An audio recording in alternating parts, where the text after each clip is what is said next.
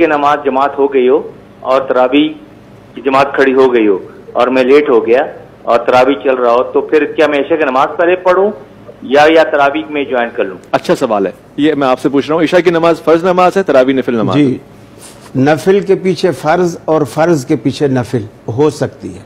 अलबत्ता अगर वो तरावी की जमात हो रही है और इसके पीछे जाकर ये फर्जों की नियत करके खड़ा हो जाता है, फर्ज बेहतरीन हो जाएंगे, जमात का सवाब भी मिलेगा, बस इसको महंगे पड़ेंगे। अच्छा, महंगे पड़ेंगे, सही, वो लंबा हो जाएगा। जाहिर बात है कि हाफिज साहब तो अपना पूरा आधा सिपारा पढ़ेंगे, इसको तो आदत पड़ी हुई होगी इनको सूरा कौसर की और कुल अल्लाह की, ठीक, तो इसलिए। और अगर 8 रकात वाली तरावी हो, 8 दिन वाली हो, तो एक साथ तो 8 रकत कोई नहीं पढ़ता ना, ठीक, दुगाने पे सलाम फेरेगा, ठीक, और इनकी जो बाकी 2 रकतें होंगी ये उस तरह जिस तरह किसी की कोई रकत रह जाती है तो उस तरह सलाम के बाद ये खड़ा होकर अपनी बाकी 2 रकतें जो है वो पूरी करेगा।